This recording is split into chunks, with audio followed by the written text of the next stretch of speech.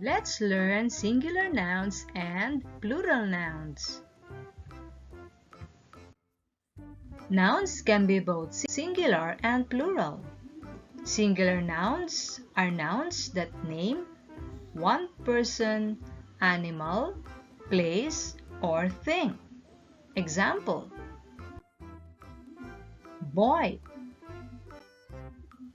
bird, school, balloon. Plural nouns are nouns that name more than one person, animal, place, or thing. Example: boys, birds, schools, balloons. We add s to most of the nouns to show plural form.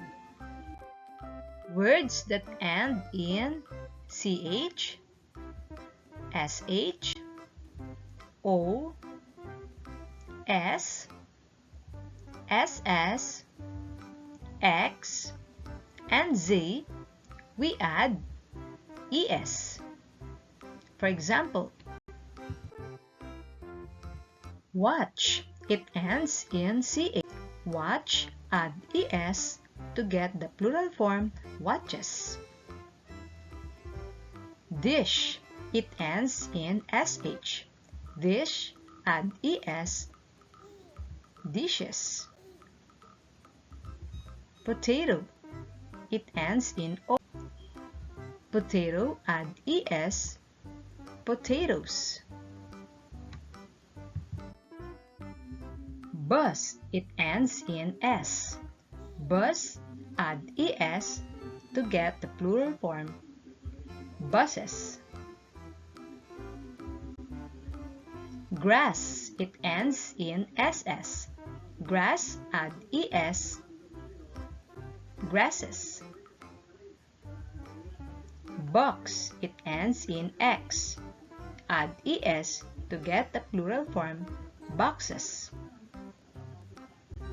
Z, quiz, add es, quizzes.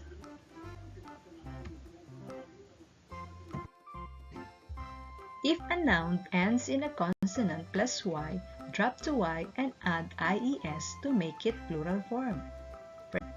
For example, bakery. R and y are both consonant. Drop the y and add ies, bakeries. Diary, diaries. Daisy, daisies. City, cities. Hobby, hobbies. Battery, batteries. Baby, babies. If a noun ends in a vowel plus y, change it to plural by adding s after the y. For example, key, kiss. More examples: day, days. Monkey, monkeys. Boy, boys. Tray, trays. Some singular nouns need to change their spellings to make them plural in form. For example, foot, fit. Child, children. Goose, geese. Louse, lice. More examples: tooth, teeth. Ox, oxen. man, men, woman, women.